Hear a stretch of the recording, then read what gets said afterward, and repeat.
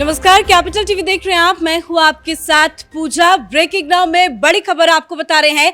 खालिस्तानी आतंकी पन्नू के खिलाफ एनआईए ने बड़ा एक्शन लिया है। पंजाब के 2 ठिकानों पर एनआईए ने रेड मारी है। अमृतसर और चंडीगढ़ में ये रेड मारी गई है और पन्नू की संपत्ति को एनआईए ने जब्त कर लिया है। तो ये बड़ा एक्शन एनआईए की तरफ से लिया गया है। दरअसल जब से भारत और कनाडा के बीच में संबंध जो है वो बिगड़ते जा रहे हैं, उसके बाद लगातार पन्नू से जुड़े हुए देश विरोधी गतिविधि में शामिल होने की खबरें सामने आ रही थी। पन्नू का एक वीडियो भी वायरल हुआ था जिसमें उन्होंने कनाडा में रह रहे हिंदुओं को धमकी भी दी थी, कनाडा छोड़ने की बात कही थी। तो एनआईए का बड़ा एक्शन और इस बड़ी खबर पे मेरे साथ न्यूज रूम से जुड़े हुए हैं कैपिटल टीवी के editor in chief doctor Manish Kumar. ये कितनी बड़ी कार्रवाई है खालिस्तानी आतंकी के खिलाफ? देखिए, ये कार्रवाई बहुत पहले होनी थी। ये कार्रवाई उस वक्त हो रही थी जब देश के अंदर में फर्जी किसानों ने आंदोलन किया था और ये रोज हिंदुस्तान को थ्रेट्स इशू कर रहा था। आम आदमी पार्टी की प्रॉब्लम बढ़ गई है। ये एक्शन अरविंद केजरीवाल की पार्टी की सरकार को लेनी थी कि कोई इस तरह का व्यक्ति जो हर दिन हिंदुस्तान के ऊपर लांछन लगाता हो, धमकियां देता हो और वहां की पुलिस, पंजाब की पुलिस, वो अगर कोई एक्शन नहीं ले रही है तो एनआईए को इसमें इंटर करना पड़ा। अब 2 चीजें हो रही है लगातार। पहली चीज ये, एनआईए के एक्शन से प्रधानमंत्री मोदी की सरकार ने ये साबित कर दिया कि वो ये जो ट्रूडो है, जो कनाडा का पप्पू है, उसके आरोपों को वो लाइटली नहीं लेने वाली। इंडिया का ये रिटेलिएशन का तरीका है। आपने कनाडा के हाई कमीशन के स्टाफ्स को कहा है जाने के लिए कि आधा कर दो अपनी स्ट्रेंथ को। चंडीगढ़ में आप नाटक कर रहे हो, आप दिल्ली में बैठ करके बड़ा नाटक हो रहा है, इतने ज़्यादा लोगों की ज़रूरत नहीं है हिंदुस्तान में, आप खाली करो। दूसरा, इंटरनेशनल स्तर पे जिस हिसाब से कनाडा की बेइज्जती हो रही है और विदेश मंत्री की तरफ से जो कहते हैं ना कि जिस तरह पाकिस्तान को हम लोगों ने पंगु बना दिया, वो कनाडा के साथ जो हो रहा है, 2-4 बड़ी बड़ी चीज़ें आज हुई है। ऐसी चीज़ें हुई है कि ट्रूडो माथा पीट रहा होगा कि उसकी बुद्धि क्यों मारी गई कि इस तरह का आरोप उसने इंडिया के खिलाफ लगा दिया। एक तो कनाडा के ब्रिटिश कोलंबिया के प्रीमियर का बयान आया है। वो बयान ऐसा है कि जो कनाडा के पोजीशन को पूरी तरीके से न्यूट्रलाइज कर दे रहा है। वहाँ के ही बड़े लीडर ये बातें अब कहने लग गए हैं। और दूसरा बयान जो आया है वो पेंटागन के फॉर्मर ऑफिशियल माइकल रूबिन की तरफ से जो बयान आया है। आप इन दोनों बयानों को समझेंगे, सुनेंगे तो आप भी आश्चर्यचकित करेंगे कि भाई किस तरीके से ट्रूडो एक दलदल में फंस गया है। लेकिन बात आपने शुरू की इस एनआईए के रेड से लेकर। इस एनआईए के रेड से क्या हो रहा है? एक तो मैसेज जा रहा है तमाम खालिस्तानियों को। ये जो उपद्रवी, ये जब से आम आदमी पार्टी की सरकार आई है पंजाब के अंदर में, तो कभी कोई सिंगर आ जाता है, तो कभी कोई आ जाता है, कभी कोई आ जाता है, कोई जो है बहरूपिया चेहरा वेहरा बना करके अभी गुवाहाटी में बंद है बहुत सारे लोग। ये पूरे खालिस्तानी गैंग जो पंजाब में अपने पैर को जमाने की कोशिश कर रहा था, जब से आम आदमी पार्टी की सरकार आई है उसको चेतावनी दी गई है कि सुधर जाओ। अभी तो सिर्फ तुम्हारे संपत्ति को जब्त किया जा रहा है, तुम्हारा नंबर आने वाला है। एक एक कर को चुन चुन करके सबको गुवाहाटी भेजा जाएगा, काला पानी भेजा जाएगा। तो एक तो कड़ा मैसेज खालिस्तानियों को, और दूसरा कि ये जो जस्टिन ट्रूडो घूम घूम करके हिंदुस्तान से पंगा लेने की बात कर रहे हैं, हालांकि उनका जो सब कुछ जो है वो थोड़ा टोन डाउन हुआ है कि हम मामले को एस्केलेट नहीं करना चाहते। अरे भाई, मामले को एस्केलेट करने का क्या मतलब है? आपने मधुमक्खी के छत्ते पे हाथ मार दिया, भुगतना तो पड़ेगा ही। ये हिंदुस्तान, ये मनमोहन सिंह 2014 के पहले का हिंदुस्तान नहीं है। यहाँ प्रधानमंत्री मोदी है, यहाँ पे एनएसए अजीत डोभाल हैं, वो तुम्हारे हर आरोपों का जवाब सूद समेत वापस देंगे। कार्रवाई अभी शुरू हुई, आगे बहुत कुछ होना बाकी अभी है। बहुत कुछ होना बाकी है। ये ट्रूडो जब तक पब्लिकली माफी नहीं मांगेगा तब तक हिंदुस्तान बैकफुट पर नहीं जाने वाला। और इसकी शुरुआत क्या हो रही है, अब मालूम चल रहा है कि ऑस्ट्रेलिया ने रिबफ किया, यूके की तरफ से रिबफ हो गया, अब कनाडा के अंदर ही सारी चीजें हो रही है। जो ब्रिटिश कोलंबिया के जो प्रीमियर हैं डेविड एबे, उन्होंने क्या कहा, उन्होंने एक खुलासा किया। खुलासा ये किया कि भाई हमने भी बहुत सारी चीज़ों को जानने की कोशिश की, ये बेकार का आरोप आपने लगा दिया। एक तो वहां पे ये भी कहा गया कि एड्रेसिंग ए प्रेस कॉन्फ्रेंस, बाकायदा प्रेस कॉन्फ्रेंस करके ब्रिटिश कोलंबिया के प्रीमियर ने कहा कि everything he knows about Nijjar's killing was in public realm. Only briefing that I have been able to receive from CSIS, Canadian Security Intelligence Service, are open source briefings, which is information that is available to the public doing an internet search, which I find frustrating. क्या कहा गया कि भाई इन्होंने तो कहा था कि हमारे पास क्रेडिबल इंटेलिजेंस इंफॉर्मेशन है।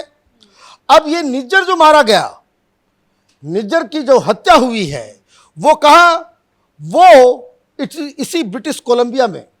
और ब्रिटिश कोलंबिया के प्रीमियर वो ये कह रहे हैं कि हमने भी वहां अपने CSIS जो कैनेडियन इंटेलिजेंस सर्विस डिपार्टमेंट जो है, उनसे हमने भी ब्रीफिंग ली कि क्या है मसला, कौन मारा, कैसे मारा। तो उन्होंने बताया कि भाई वो जो ब्रीफिंग जो हमारे पास आई, वो ऐसा लग रहा है कि तो सब सारी चीज़ें इंटरनेट पे दी हुई चीज़ें हैं, ये सारी बातें इंटरनेट पे कही गई चीज़ें हैं। तो इसका मतलब ये है कि जस्टिन ट्रूडो इंटरनेट पे जो मौजूद जानकारियां हैं उसके आधार पे आपने बाकायदा आरोप लगा दिया, रिश्ते खराब कर लिए। और उन्होंने कहा कि इसलिए हम बड़े ही फ्रस्ट्रेटेड है कि ये मसला जो है, क्या जस्टिन ट्रूडो क्या साबित करना चाह रहे हैं। तो अब आप चीज़ समझिए कि हिंदुस्तान में बहुत सारे लोग जो है चीख रहे थे, चिल्ला रहे थे।